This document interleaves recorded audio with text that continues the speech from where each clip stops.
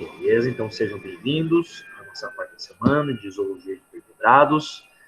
O professor vai começar agora uma aula com conteúdo novo. A gente conversou na semana passada um pouco sobre as características gerais dos grupos de vertebrados, das 5 classes modernas de vertebrados que a gente tem, começando por peixes e terminando em mamíferos, certo? A gente falou um pouquinho sobre as características básicas de cada grupo e a gente vai ter uma aula, ou mais de uma aula, só para falar de cada um desses grupos modernos, desses 5 grupos. Na próxima aula, por exemplo, de semana que vem, a gente vai iniciar a falar sobre o grupo taxonômico dos peixes, que é um grupo muito grande, certo? A gente vai começar a explicar primeiro o que é um peixe, as características gerais, a gente vai falar um pouquinho sobre as ordens, e a gente também vai mostrar um pouquinho alguns exemplos, algumas comparações entre eles. Hoje, a nossa aula, a gente vai entender e definir um pouco melhor o que é um vertebrado, porque a nossa aula, disciplina, ela se chama Zoologia de Vertebrados. A gente já está agora com alguns nomes básicos, a gente sabe alguns termos para entender um pouco como estudar zoologia, mas a gente tem que lembrar que a gente precisa entender agora de fato o que são vertebrados, né? Hoje a gente vai então estudar um pouco de história. Algo que eu já comentei com vocês o ano passado, naquela disciplina de tópicos especiais, a gente falou um pouquinho disso, mas hoje a gente vai falar um pouco, vai se dedicar um pouco mais do tempo para a gente falar sobre a história dos vertebrados, que é um dos grupos mais importantes da taxonomia. Como que os vertebrados chegaram na Terra? É muito importante a gente estudar isso. Se você parar para pensar, os vertebrados, eles são teus ancestrais. A gente pode falar, por exemplo, que você não conheceu o teu tataravô, certo? Mas você sabe que o teu tataravô era um ser humano, né? Agora, o teu tatara, uns 500 vezes tatara na frente, ele provavelmente não era um ser humano. Ele era algo parecido com o que deu origem ao ser humano, certo? Se a gente começa a rebobinar essa fita da vida, 5.000 gerações para trás, a gente talvez tenha um vertebrado que ocupava o fundo dos mares. Não necessariamente ocupava a terra, não era bípede que nem a gente. Então a gente precisa entender quais são as características gerais dos vertebrados. É o que a gente vai fazer hoje. Tá? Eu vou colocar ali os nossos slides em modo de apresentação e a gente agora vai começar a entender um pouco o que consiste esse grupo. Portanto, a aula hoje é estrutura e classificação básica dos vertebrados. Tá? É importante a gente olhar para esse desenho aqui, ele ajuda a gente a entender um pouco como essa coisa de estudar a história da vida na Terra. A gente tem um estrato rochoso, a gente pode reparar aqui que nós temos um estrato rochoso que é muito profundo. A Terra, ela tem 4,5 bilhões de anos. Essa é a idade do planeta Terra. A vida na Terra tem 3,5 bilhões de anos. Então veja como a vida na Terra é antiga já, né?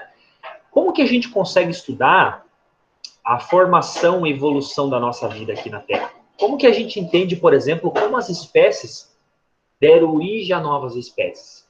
Existem algumas formas da gente fazer isso. Uma das formas mais clássicas é a gente estudar estratos rochosos à procura de fósseis, à procura de formas de vida que já foram extintas. Esse desenho aqui, você pode observar que você tem uma equipe de paleontólogos, certo? Eles estão escavando o solo. O que a gente pode encontrar no solo? Bom, o solo nada mais é do que várias formações rochosas que se depositam uma em cima das outras. À medida que a Terra vai envelhecendo, a gente vai tendo a deposição de material, matéria, mineral, certo? Vocês podem observar que a gente tem aqui, no fundo desse precipício, a gente tem uma camada bem antiga, né, que data de 4,6 bilhões de anos. É a formação ali, a idade da Terra que o professor falou. Né? À medida que a gente vai subindo esse pico, você tem o quê? Você vai ter a deposição de mais e mais camadas. Camadas de material mais jovem. À medida que os milênios vão passando, os milhões de anos vão passando na Terra, a gente tem a morte de animais e a deposição de materiais, que por sua vez vão sendo enterrados por mais estratos. Toda vez que a gente tem uma era, um milênio, a gente vai formando mais camadas. É possível que todos esses 4 bilhões de anos aqui da história da Terra, a gente tenha animais que ficaram soterrados materiais que por algum motivo se preservaram, conseguiram se preservar. É bonito o estudo do fóssil por isso, né? A gente consegue, por exemplo, entender um pouquinho ali o processo, a sequência de formas de vidas novas, tá? Aqui do lado direito, a gente tem um pouquinho que a gente chama de tempo zoológico, tempo geológico, né? Você na aula de paleontologia, você vai entender direitinho como se sucedem essas eras, né? O que é interessante é o seguinte, os paleontólogos, eles descobriram que, dependendo de onde você tem um estrato rochoso, você vai encontrar uma forma específica de vida. Você vai conseguir entender quais animais são pré-históricos e quais animais são modernos. Existe um biólogo muito famoso que perguntaram para ele uma vez assim, existe alguma coisa que faria você achar que a seleção natural, que a evolução é mentira? O que poderia acontecer para você pensar que tudo isso da seleção natural é mentira, né? Ele falou assim, ó, se algum dia eu achar o crânio de um coelho no período arqueano, que data ali de 2,5 milhões de anos, eu vou acreditar que a evolução é mentira, né? O que ele estava querendo dizer com isso? Ele sabia exatamente que tipo de estrato rochoso ele poderia achar o osso de um coelho, aqui nos estratos superiores. Eu não posso achar o osso de um cachorro há 4 bilhões de anos. Né? Os cães não existiam nessa época. Eu não posso achar um estrato de dinossauro agora num estrato rochoso de 1000 anos. Você consegue entender? A gente tem aqui uma espécie de sequência geológica. Por isso que a gente consegue ver aqueles documentários que passam na televisão, a gente consegue ver, por exemplo, por reprodução de computador, né? Qual era a aparência e quando deveria existir um dinossauro. Por exemplo, o pterodátilo, você consegue ver por computador como ele se parece. Que ponto da idade da Terra ele habitava. Como que a gente sabe essas coisas? Isso é um chute, professor? Não. Isso é estudo dos restos de fósseis que a gente acha desse animal e exatamente no estrato rochoso específico. Né? Você pode observar aqui que a gente tem diferentes animais em diferentes camadas. Isso é muito bonito. Né? Mas a aula de hoje, a gente fala um pouquinho de história dos vertebrados. Os vertebrados, eles não são animais tão velhos assim.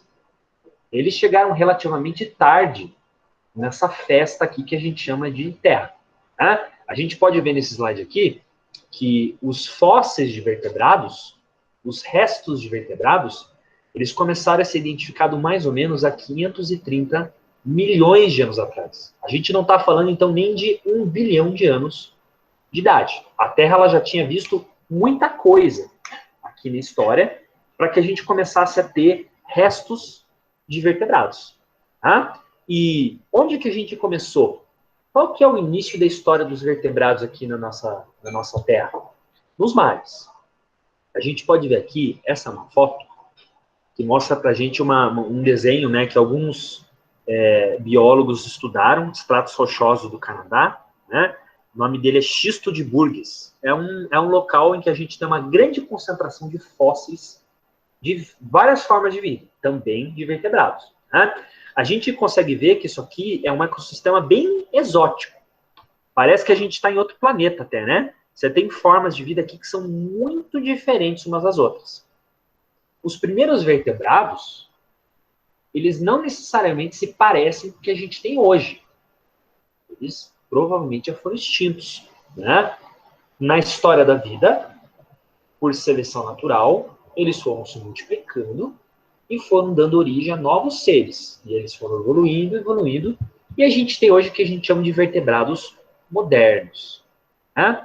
A gente, por exemplo, tem aqui, nesse slide aqui, uma foto que mostra uma característica muito básica em que os vertebrados dividem. Né? Vocês estudaram, por exemplo, já aquele grupo de animais que a gente chama de cordados. Né? O cordado ele é um grupo de animais que é o elo. É um link entre os invertebrados e os invertebrados. Os cordados são aqueles animais que têm uma estrutura, uma fibra de cartilagem que é chamada de notocorda. É uma espécie de pilar que acaba sustentando o corpo daqueles animais. A notocorda, esse bastão cartilaginoso que a gente tem, ele, por exemplo, estava presente nesses cordados. Né? E a notocorda, ela serve como um ponto inicial para que a gente possa evoluir. Nós podemos ver, por exemplo, esse peixe aqui, essa enguia, por exemplo, ela tem a notocorda. Tá? A notocorda não é exatamente notocorda agora. Ela evoluiu, ela foi transformada em outra coisa. Tá? Para você ser considerado um vertebrado, existem alguns pré-requisitos que a gente cumpre. É o que a gente vai estudar agora. Tá? O primeiro deles é aqui, ó. A gente está vendo esse slide chamado de inovações dos vertebrados. Tá? Primeira estrutura que é uma inovação, uma novidade que apareceu nesse grupo de animais. Coluna vertebral. Vertebrado, lembra que a gente falou que aquele animal dividido em partes. A coluna de animal nada mais é do que uma série de bloquinhos, de segmentos, que vão formar aquela estrutura, a espinha que a gente tem. Tá? A coluna vertebral, então, ela é um eixo que vai sustentar o nosso organismo. Você pode ver o esqueleto desse cão aqui, ó. O cão, ele só consegue desempenhar as atividades físicas dele, como correr, atacar, até mesmo se deitar, graças ao eixo, que é a coluna vertebral. A coluna vertebral, então, ela vai servir de sustentação para o nosso corpo, e ela também abriga um resquício da notocorda. A notocorda, ela existe aqui ainda.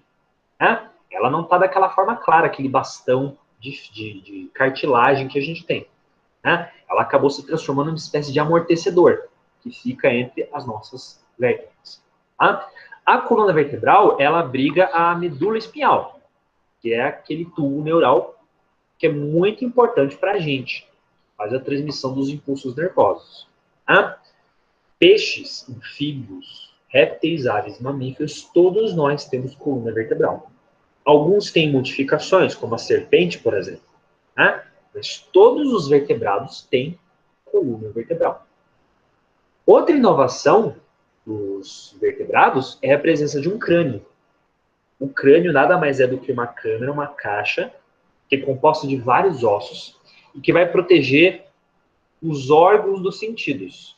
A gente costuma falar do crânio, né, como se o crânio ele fosse assim, crânio é a caixa que protege o cérebro. É verdade.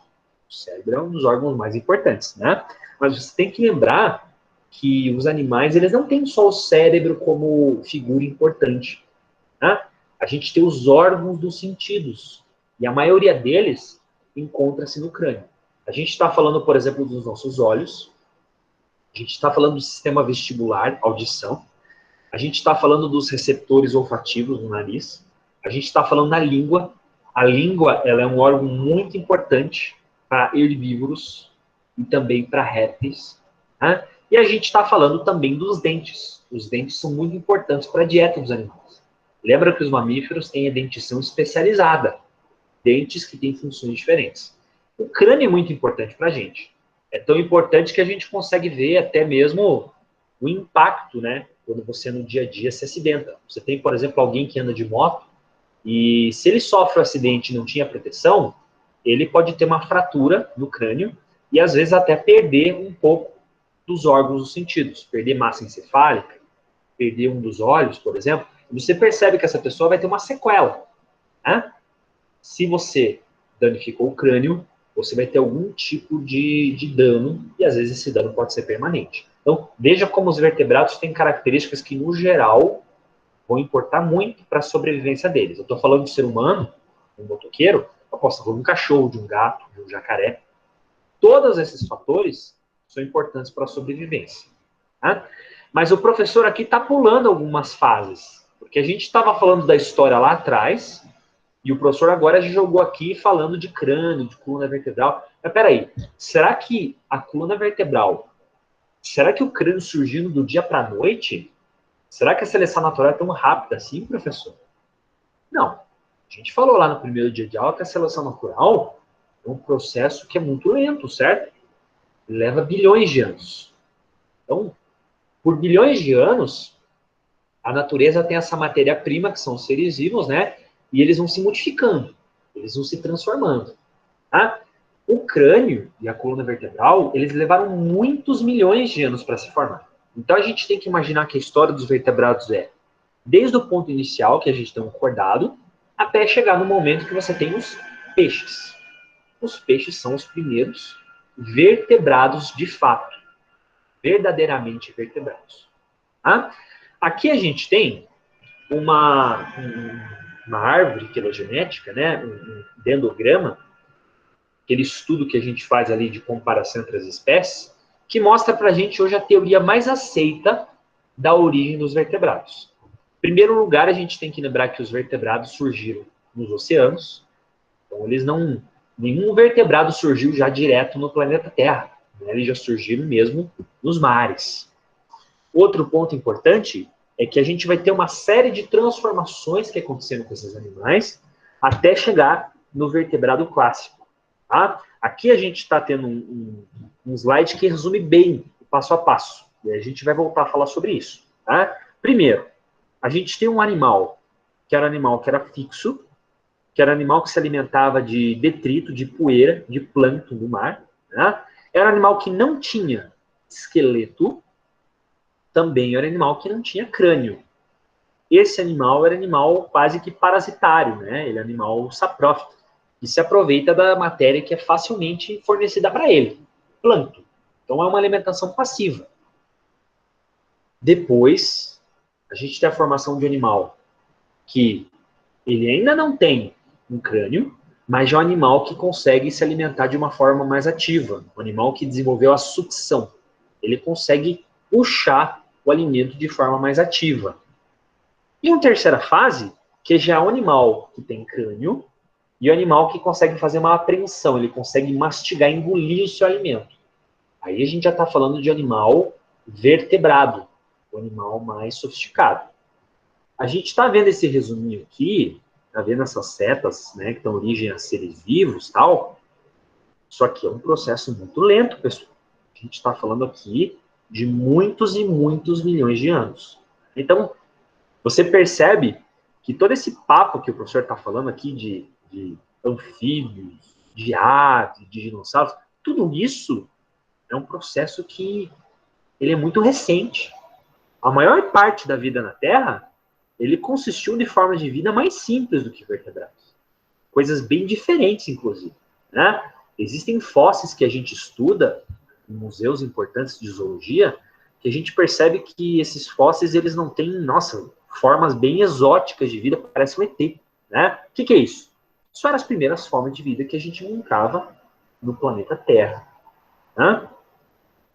Bom, aqui a gente tem, já que o professor está falando dessa teoria, eu vou falar sobre cada um dessas três fases. Né? Primeiro a gente tem essa fase que a gente chama de pré-vertebrado. Então isso aí é há 500 bilhão de anos atrás. A gente só tinha vida nos mares ainda. Né? A gente tem um animal que ele é chamado de protocordado. O que é isso? Um animal que vem antes mesmo dos vertebrados. Esse animal aqui era um animal que ficava enterrado nos fundos dos mares. Você pode ver esse animalzinho aqui, ó.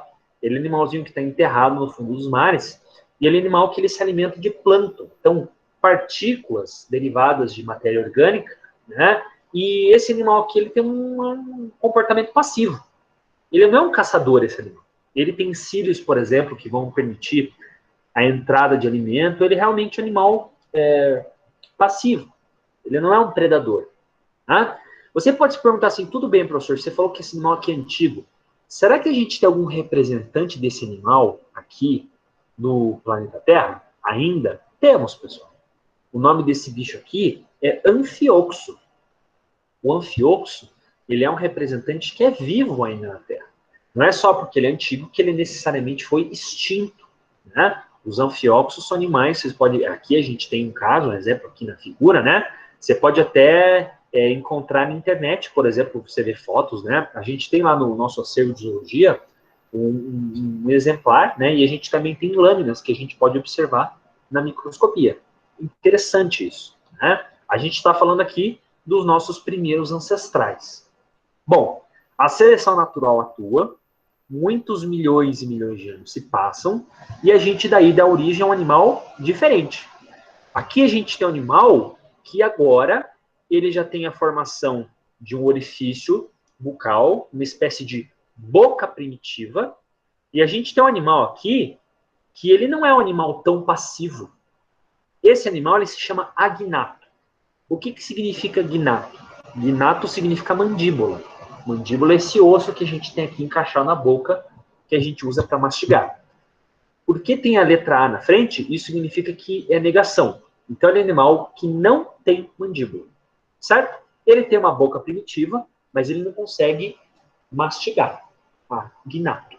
Tá? Você tem esse animal que tem a aparência de um peixe, e ele é um peixe mesmo. Tá? Esse animal aqui, ele é um animal que é capaz de fazer sucção. Ele tem uma espécie de bomba na faringe. Então, a boca dele é um aparelho de sugar, um aspirador. Esse animal não é que um Ophiuchus. Aqui a gente já teve uma evolução, uma forma de vida nova, que é capaz de não só adquirir alimento passivamente, mas ele também consegue sucção. Ele consegue sugar partículas e até mesmo pequenos animais. Né? A partir desse momento, você já começa a ter peixes de comportamento predatório. Peixes, por exemplo, que conseguem formar emboscada, que conseguem se alimentar de formas menores de vida. Você já tem uma alimentação mais ativa. Nada tão sofisticado. Geralmente esses animais são parasitas, eles não têm muito estratégias de caça. Mas a gente já tem uma alimentação um pouco mais ativa aqui. Tá? Professor, existem animais agnatos ainda vivendo na Terra? Existem, existem. Né? Você pode observar, a gente tem alguns animais como na figura ali da direita, a lampreia, a gente tem a feiticeira. O que são esses animais? São animais que têm uma boca primitiva, apesar de não ter mandíbula, não conseguir abrir e fechar a boca. Você tem animais que conseguem se fixar, por exemplo. Você tem peixes que conseguem aderir na parede ali muscular de peixes, né? E eles conseguem absorver nutrientes. Muitas vezes você tem um pescador que pega um peixe no mar, no rio, está pescando de vara, por exemplo, e você pesca um peixe que é parasitado por um agnato. Você tem ali uma lampreia, você tem uma mixina, uma feiticeira, que é o quê? Ela fica aderida ali na parede do bicho, sugando os seus nutrientes. Tipo um parasita quando está infectando um intestino do ser humano. Curioso isso. Né? Você consegue entender um pouquinho as diferenças entre essas formas intermediárias de vertebrados. Esse animal aqui, ele ainda não tem esqueleto. Esse animal ainda não tem coluna vertebral. A gente está falando de um animal que ele ainda é um vertebrado primitivo. Muitos milhões de anos se passam, e aqui sim a gente tem início ao estudo dos vertebrados. A gente tem os animais que chamamos de gnatostomados. O que são os gnatostomados? São animais que têm mandíbula. Nós temos aqui o majestoso, um dos majestosos reis dos mares, um dos donos das teias alimentares ecológicas, né? Você tem aqui um tubarão, certo? E o tubarão, ele é um peixe predador, e ele é predador por quê? Porque ele tem uma forma mais sofisticada de alimentação. Esse animal tem uma mandíbula. O que a mandíbula garante para esse bicho, professor? A mandíbula é um grande empoderador desse bicho. Por quê? Quando o animal tem mandíbula, ele consegue abrir e fechar a boca. O abrir e fechar de boca é uma ferramenta, é uma arma. Quando ele abre e fecha a boca, ele pode fazer o quê? Ele pode atacar o animal. O tubarão, um peixe, um vertebrado que tem mandíbula, ele consegue caçar. Aqueles animais que o professor falou ali, eles podiam, né, conseguir alimentação de forma mais ativa, mas eles não podem necessariamente caçar. Eles dependem mais da parasitismo. Aqui, animais que têm mandíbula são animais que estão prontos para quê? Prontos para agressão, prontos para predação. Por isso que a gente tem, a partir desse momento, animais que conseguem comer mais material, animais que permitem até superfícies corpóreas maiores. A gente vai ter origem agora a vertebrados de tamanho maior, não vertebrados pequenininhos, que nem os nossos ancestrais. Então, olha que importante foi a gente ter o desenvolvimento de formas de vida com mandíbula. Né? Aqui nós podemos ter um animal que não só tem mandíbula, mas animal que tem um endoesqueleto, e o animal que vai ter uma coluna vertebral, que protege o nosso tubo neural. Olha que interessante. Né? A gente já começa a entender um pouquinho as semelhanças entre os seres vivos. Certo? Pessoal, eu queria aproveitar o momento da aula aqui. Tem alguém que tem alguma dúvida, alguma curiosidade? Algo que não ficou claro? Pode falar, Felipe.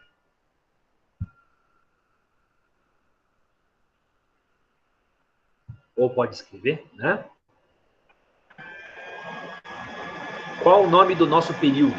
Período geológico que você está falando, né? Existe alguns nomes que a gente ainda não sabe se são aceitos, né? A gente chama, por exemplo, o nosso período de Neoceno, Neo do Novo, né? Neoceno dá a impressão que é o período geológico que a gente tem desde o nosso último evento, que é a formação, por exemplo, dos bípedes, né? Animais que saíram da África para o resto do mundo. Tá? A gente está existem eras e existem períodos. A gente tem, então, por exemplo, o período pré-cambriano, cambriano, fanerozoico. Nós estamos no período mais recente agora, que é o período Neoceno, anterior ao Eoceno. Né? O período Neoceno, ou Holoceno, também é um sinônimo, né? A gente tem aqui a era dos hominídeos, que as pessoas chamam. Né? O Neoceno ou Holoceno é um período que tem apenas alguns milhares de anos. Período relativamente novo. Né? Muitos acreditam que vai ser o último período que existe. A Terra vai se extinguir, né? Depois, a gente não sabe exatamente o que vai acontecer. Né? Será que o ser humano vai conseguir viver muitos milhões de anos daqui para frente? Não sabemos. Né?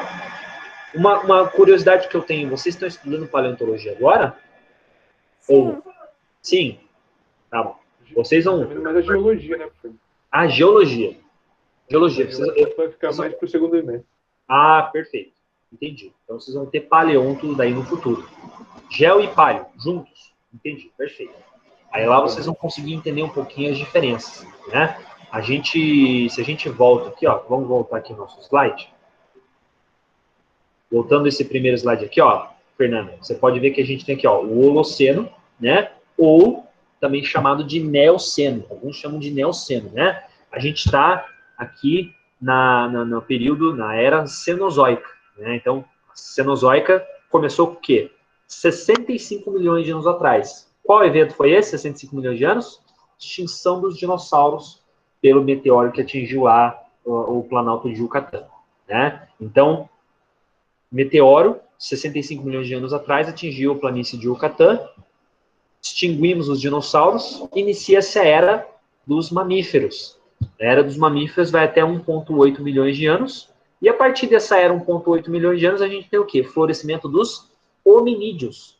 E agora a gente tem aqui no Holoceno o quê? O reino, entre aspas, né? O reino não, a destruição, né, da Terra causada por quê? Dinastia ali, o reino de terror do homem. Né? Provavelmente vai acabar aí. Né? Na minha opinião, na opinião de vários biólogos. Tá? Mas é mais ou menos isso, certo? Cada período começa por um evento de extinção em massa. O último evento de extinção de massa foi o quinto evento, né? Começou aqui no início da era Cenozoica. Certo? É muito legal estudar o tempo geológico, né?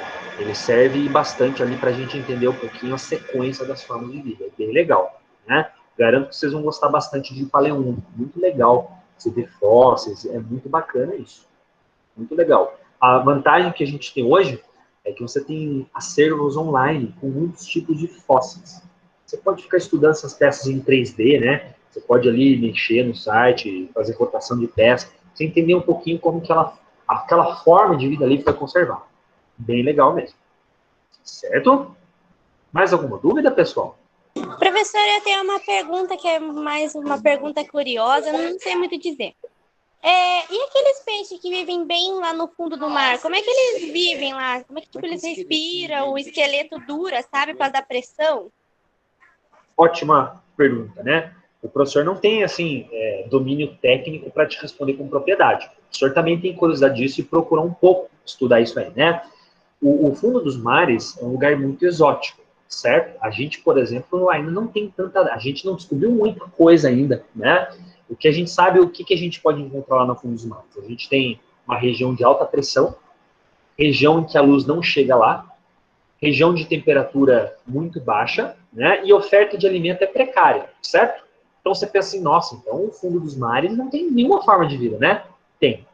Por incrível que pareça, você já deve ter visto aqueles submarinos de pesquisa, né?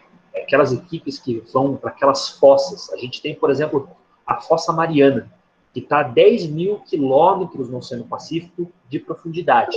Né? É o ponto mais profundo do planeta. Né? Isso, a Fernanda falou algo interessante. Né? A gente está sabendo mais coisa do espaço do que do fundo dos mares, é verdade. Tem muita coisa que a gente precisa descobrir. Né? Mas a gente tem aqueles submarinos que tem aquelas garras, que são aqueles submarinos que tem aqueles visor transparente, que tem aquelas garras, certo? E eles são enviados para fossas, que são regiões muito profundas no mar, né? A gente já coletou formas de vida, peixes, que têm uma morfologia muito curiosa, né? Então, peixes que são achatados, peixes que desenvolveram órgãos dos sentidos que vão ajudar eles a se deslocar naquela região, né? Por exemplo, peixes que têm lanterna, que têm estruturas fosforescentes, peixes que têm olhos grandes. Por que um peixe precisaria ter olho grande no escuro? A entrada de luz lá é tão pequena que ele precisa de um aparelho ocular maior para conseguir fazer o quê? Para conseguir ver um pouquinho, pelo menos, né? Você tem peixes que a gente chamaria até de peixes deformados, né? Não são deformados. São peixes que têm uma seleção natural diferente daquilo que carrega aqui nos peixes da superfície, né? É muito interessante isso. Peixes que contam, por exemplo, com artimanhas de caça que são muito diferentes. Quem tiver curiosidade, que quiser estudar um pouquinho, aquele diretor, eu acho que o professor já falou isso, que o professor é bem repetitivo, né? O James Cameron, que é aquele diretor que já fez o Avatar, já fez o Titanic, né? Ele fez um documentário com um submarino desse e submergiu lá na Fossa Mariana, né? E ele coletou várias formas de peixes que você tem lá nas profundezas. São peixes bem interessantes, são peixes com uma morfologia muito diferente daquilo que a gente está habituado, né? Você pode ir lá no Google, talvez tenha na Netflix isso, eu não sei, né? Ou você pode tentar achar na internet esse documentário, ficou bem famoso, né? O que mostra essas formas de peixes que a gente tem no fundo dos mares. Algo bem curioso. Mas respondendo a pergunta da Emanuele de forma bem criteriosa, tem muita coisa que a gente precisa descobrir dos mares. Não só de peixe, de outras formas de vida, invertebrados, plantas, né? Bactérias, uma porrada de coisa para a gente descobrir ainda. Né? Comentário aqui da Fernanda. Muitos ainda acreditam que possa existir um megalodon, o preguiça gigante, né? No fundo do mar, um animal de milhões de anos atrás. É verdade. Né? Antigamente as pessoas achavam que muitos fósseis, por exemplo, não eram animais extintos. Animais que a gente não tinha ainda, né? Tem muitas coisas, muitas correntes que pensam nas coisas. Né? Se a poluição não, a Samantha falou, se a poluição não matou ele está vivo ainda. Esse é o grande problema. Será que, né, essa poluição terrível que o nosso planeta vive, pessoal, eu não sei vocês são uma geração mais jovem, né, o professor espera que vocês tenham esperança na vida, né, o professor tem uma visão um pouco pessimista da vida. Vocês, como jovens biólogos, vocês podem pensar em formas de conservação, né, tentar imaginar aí um planeta para os nossos descendentes. Vai ser difícil, uma luta dura, né, mas a gente pode tentar também, tá?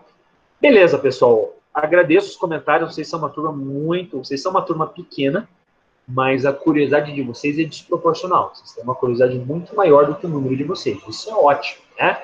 Melhor que a gente ter uma turma gigante e interesse zero. O senhor fica muito feliz com isso, tá? Vamos continuar, então, tá? A gente estava falando, então, aqui da história, da sequência, da teoria. Isso aqui que o professor falou não é a verdade verdadeira. Isso aqui é uma teoria que a gente tem fósseis que corroboram isso, certo? Mas ainda assim a gente não tem o que a gente chama de lei. São fósseis que a gente entender a história na Terra. Né? Continuando aqui, a gente vê então, o que o professor vai falar agora é uma espécie de reprise, falando dessa história aqui da Terra, alguns grupos de animais que ainda existem, outros que ainda não existem. Né?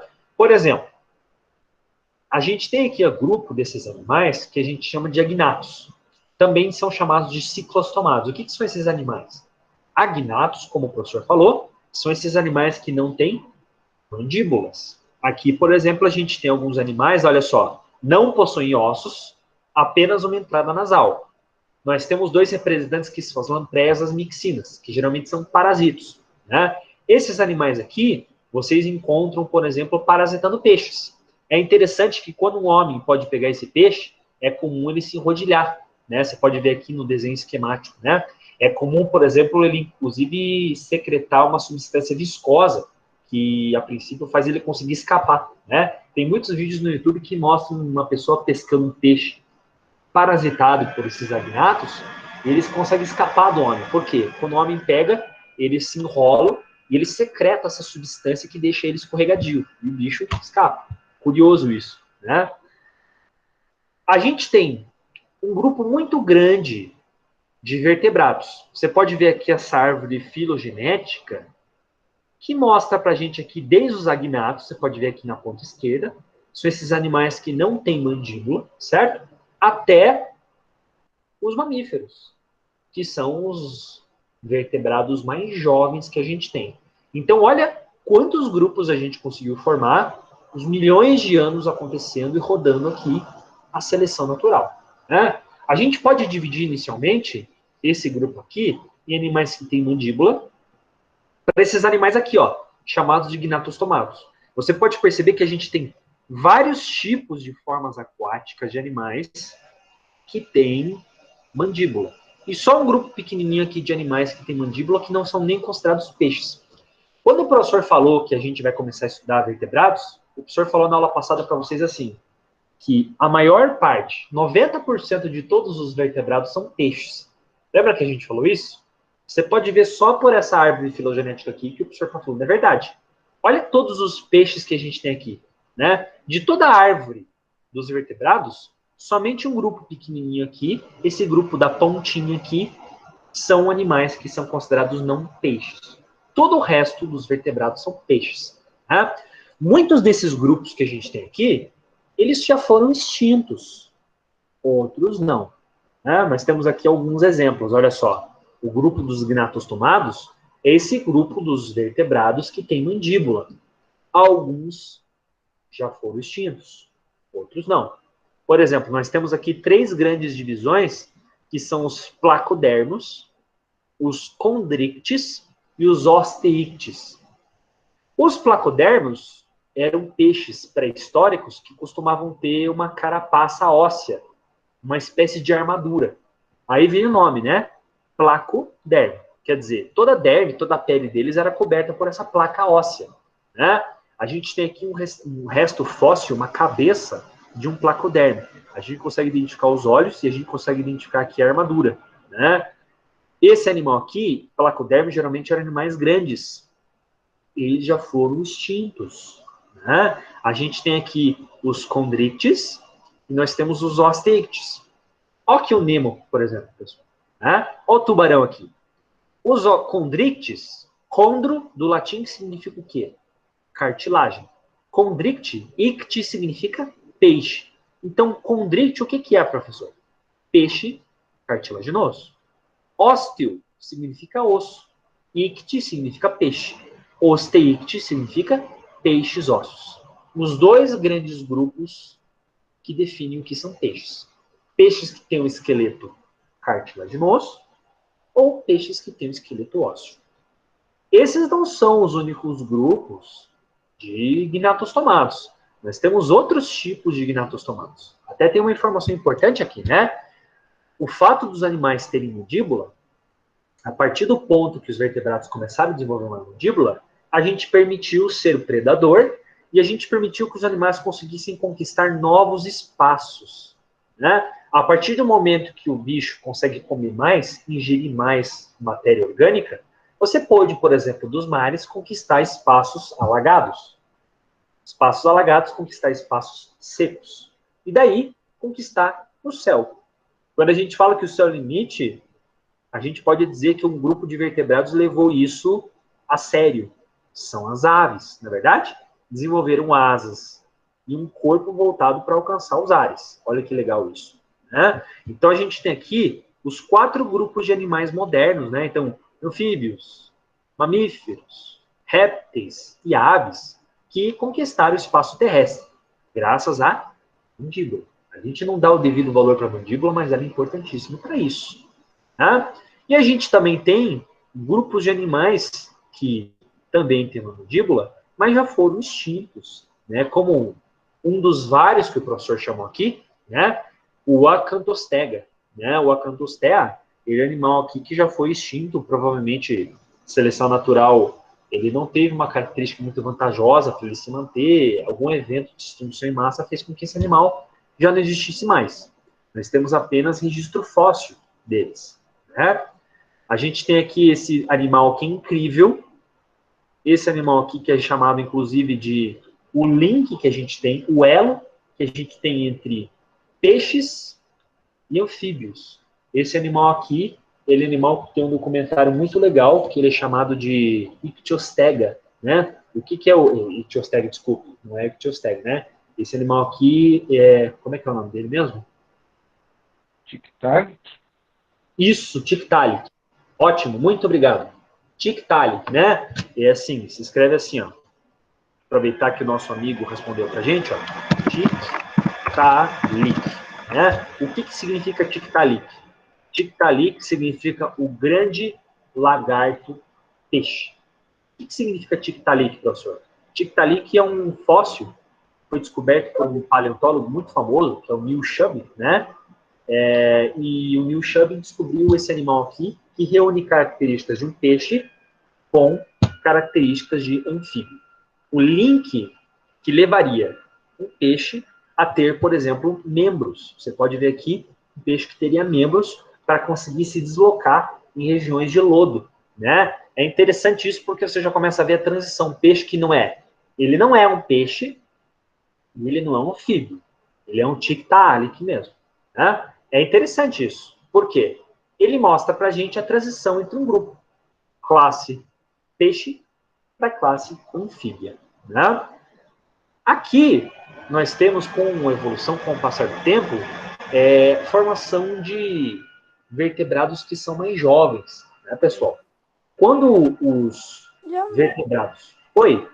Professor, Fernando fez uma pergunta. Opa, deixa eu verificar aqui. Não consigo ver o mural enquanto eu estou com os LED abertos. Professor, por que os tubarões entram em peixes cartilaginosos e não em ósseo? Sei que pode ser... Não, jamais. Não é uma pergunta tonga, não, Fernanda. Você quer saber por que os peixes são cartilaginosos, é isso? Olha só. Qual que é a definição de condricte? O que é um peixe cartilaginoso? Peixe cartilaginoso é um animal que tem o exoesqueleto formado por cartilagem. O que significa isso? Esse animal, ele não tem um esqueleto de formação óssea. Ele não é um esqueleto mineralizado. O tubarão, junto com as raias, eles são considerados, ou junto com as quimeras, eles são 3 tipos de peixe que são cartilaginosos, porque com o passar do tempo, a cartilagem não se transforma em osso, diferente de boa parte dos vertebrados que a gente tem. Quando a gente é criancinha, por exemplo, você nasce com ossos, mas você nasce com muitas partes do teu esqueleto na forma de cartilagem. À medida que se envelhece, a cartilagem vira osso. Os peixes cartilaginosos não. Né? Os condrites, eles são peixes que surgiram alguns milhões de anos antes dos peixes ósseos, certo? Então a gente pode falar que um dinossauro ele é um grupo diferente. A espada do peixe-espada é o quê? O peixe-espada ele não é um peixe cartilaginoso, né? O peixe-espada é um peixe ósseo. Isso não significa que aquela formação que ele tem ali na maxila dele seja osso puro. Ele também tem cartilagem, né? O peixe-espada é um peixe ósseo, certo? Aquilo que ele tem ali é uma adaptação, uma alteração dele na formação dele que acabou formando uma espécie de serra, né? Existem vários tipos de peixe-espada. Peixe que não tem serra, peixe que tem serra, certo? Aquele peixe-espada tradicional que a gente tem, aquele que tem aquela serrilha, né? Aquele bico, é aquele peixe que a gente, inclusive, pesca à noite, no hábito noturno, né? Ele, inclusive, usa para se defender daquela formação óssea, né? Mas ele não é um peixe cartilaginoso, ele é um peixe ósseo, certo?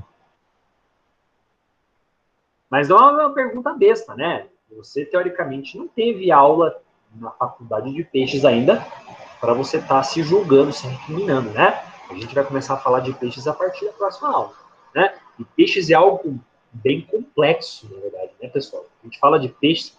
Não existe uma pessoa que é especialista em peixe, porque existem muitos grupos de peixes. Então, cada peixe acaba tendo uma característica própria, certo? Beleza. Né? A gente, então, tem animais que têm mandíbula, e esses animais, eles acabam invadindo novos espaços, né? Eles conseguiram conquistar novos grupos. Então, a gente tem, por exemplo, alguns grupos modernos, como os liçanfíbios, que são, por exemplo, um grupo de anfíbios, como, por exemplo, a gente tem aqui desde os anuras, como, por exemplo, ó, essa perereca aqui. A gente tem, por exemplo, a cecília, que é a cobra cega, né? A gente tem salamandra, por exemplo, né? A gente tem grupos como sauropsídeos, que é um grupo que inclui os répteis e que inclui as aves. A gente já falou que as aves nada mais são do que os descendentes dos dinossauros, né? A gente costuma imaginar o dinossauro como um grande réptil, mas na verdade não. O dinossauro é um dinossauro mesmo, né? E tinha muitas características que remetem a aves, não necessariamente que remetem a dinossauros. Olha como é curioso a gente estudar, né, esses vertebrados mais modernos. Sem falar que existem outros grupos de animais que já foram extintos, que na verdade a gente só tem um registro fóssil e que reuniam características muito interessantes, né? Por exemplo, a gente tem aqui um grupo de animais que a gente chamava de terapsídeos, que eram animais que se pareciam muito com mamíferos, uma espécie de mistura de réptil com mamífero. Olha que coisa bizarra isso, né? Esses animais aqui, animais que acabaram sendo extintos, eles não conseguiram disseminar descendentes modernos, né? Muitos grupos são extintos, né? A gente costuma ter esses animais que a gente vê na natureza. A gente hoje tem mais de 5 milhões de espécies vivas. O número é muito maior, na verdade. Muito maior, né? Existe aquele biólogo famoso que é o Edward Wilson. Ele diz que, na opinião dele, nem 20% das espécies foram catalogadas hoje. Quer dizer, há muito ainda de ser descoberto. Esse papo que a gente falou do fundo dos mares, né? Muita coisa a gente descobrir. Mas a impressão que a gente vê a vida na Terra sendo diversa, sendo variada, né? A gente tem a impressão que boa parte do que surgiu na Terra ainda está viva, né? A gente pode dizer que a luta para se manter vivo na Terra, a concorrência é terrível. Muito mais formas de vida já foram extintas do que preservadas. Então, o registro fóssil, ele mostra que a história na vida, ela é uma história muito mais diversa e muito maior do que a gente imagina. Acontece que a seleção natural, ela é responsável por levar apenas alguns tipos de animais para frente. Outros são extintos. A gente não sabe se daqui a 50 milhões de anos o ser vivo vai estar vivo aqui. Se a gente não vai ter ali algum outro animal que evoluiu e deu origem a um império intelectual, cognitivo, para manter a Terra, dominar a Terra que nem a gente, né? Ou o ser humano vai terminar de destruir mesmo a Terra. A gente não sabe isso, né? O que a gente sabe é que o registro fóssil mostra para a gente que já houve muito mais formas de vida do que a gente pode imaginar. O que a gente está vendo hoje é esse restinho de festa, esse finzinho de festa, né? Que a gente vê aqui nessa imagem. Olha o que sobrou aqui de vertebrado. Peixes, anfíbios, répteis, aves e mamíferos, né? Já houve muito mais vertebrados, mas esses aqui são os grandes grupos modernos, o que restou. Eles são interessantes, eles são suficientes para você se impressionar, se apaixonar pelo estudo da vida, né? Mas ainda assim a gente sabe que isso aqui é só um arranhão do que já existiu. Tá? Veja como a história, então, o vertebrado, desde o primeiro representante até hoje, a gente teve que formar muitas inovações. O que a gente pode falar é que esses 5 animais aqui têm aqueles pré-requisitos que a gente citou. Presença de coluna vertebral, presença de crânio, presença de órgãos dos sentidos. Eles também reúnem outras características, né? Essas são as principais. Peixes, principal grupo, principais representantes. Depois de peixes, nós temos aqui esses 4 grupos que são muito menores e que são grupos chamados de tetrápodes. Tetrápodes são vertebrados não peixes e têm 4 membros. 2 pernas e 2 mãos. Certo? Esse é um resumo bom, interessante para a gente, a partir de agora, ser o ponto inicial para a gente começar a estudar cada um desses 5 grupos aqui. Na próxima aula, por exemplo, a gente vai começar a estudar a evolução e zoologia de peixes. os vertebrados mais antigos que a gente tem vivos hoje na Terra. Tá? Pessoal, eu sei que vocês já aproveitaram para fazer perguntas enquanto vocês tinham dúvida, né? Mas eu queria saber se alguém tem alguma observação final, algum comentário, gostaria de compartilhar com a gente. Fique à vontade. Professor, o professor comentou aí, eu não compreendi muito bem. A questão do cérebro. São todos os vertebrados já Do cérebro? que possuem? O sistema nervoso, ele já existia antes dos vertebrados, né? Por exemplo, quando vocês citaram lá com o professor Dalton, zoologia de invertebrados, vocês viram, por exemplo, que os insetos, os artrópodes, têm um tubo neural, certo? Você tem o que a gente chama de feixe neural, algo bem primitivo, né? Permite apenas você ter o estímulo básico, o metabolismo básico do bicho, certo? O cérebro em si, cérebro mesmo, ele começou com os primeiros vertebrados ali. A gente já pode falar com a extremidade na odontocorda, ela já tem ali uma expansão que a gente pode chamar de sistema nervoso. O encéfalo, que é de fato aquela construção chamada cérebro, ele é algo que a gente tem iniciando nos vertebrados, nos gnatostomatos. À medida que os vertebrados vão evoluindo e ficando mais recentes, você vai ter cérebros maiores. Esse é um processo chamado de encefalização. Quer dizer, o encéfalo, como ele é conhecido, ele teve origem nos peixes e ele evoluiu, ele se sofisticou a ponto de chegar gigante aqui nos hominídeos, certo? Então, para ser bem objetivo, respondendo a sua pergunta, o cérebro realmente ele deu origem, ele se originou nos peixes, nos vertebrados. Ele nada mais é do que uma expansão da coluna da notocorda, do sistema nervoso, certo? Entendi. E nos invertebrados, daí seria o tubo neural. Isso mesmo, tubo neural, ramificações nervosas, né? Por exemplo, a gente tem estudos, tem aquela área da zoologia que a gente vai estudar aqui, que é a área de comportamento animal, chamada de etologia, né? Os primeiros estudos com etologia, eles foram feitos com estrela do mar, por exemplo.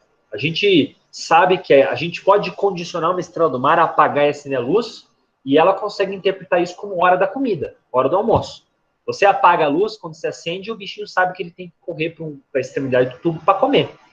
Uma estrela do mar, certo? Um equinodermo, ele já tem essa noção. Quer dizer, associação de processos, né? Luz, comida, escuridão, repouso.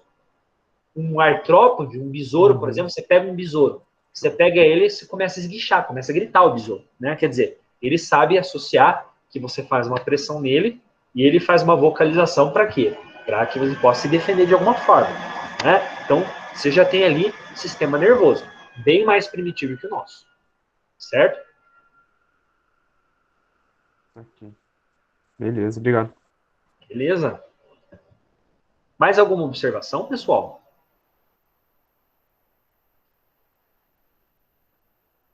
Perfeito, então. Passar algumas instruções. Bom que a gente teve aí a presença de alguns seres humanos e uma calopsita na aula, né? Calopsita ali é uma das pessoas que mais presta atenção na aula aqui, pelo que eu percebo, bichinho, né? Bom, vamos lá então, pessoal. Algumas observações, né? Tem a questão de frequência para responder, como toda semana, certo? O professor falou que a gente ainda não vai ter aquele trabalhinho valendo nota, porque eu queria passar pelo conteúdo de peixes. Então, a gente vai começar a falar da atividade valendo nota a partir da próxima aula só, para a gente começar a entender bem um pouquinho como fazer a atividade. Tudo bem? Se nós não temos mais nenhuma pergunta, eu desejo uma ótima noite a vocês, um bom final de semana, e a gente se vê na próxima quinta-feira, então. Beleza? Boa noite. Até semana que vem. Boa noite. Obrigado pela presença. Boa noite, professora. Pela participação. Obrigado. Grande abraço. Valeu, professor. Até semana Bom descanso. Boa noite. Até mais.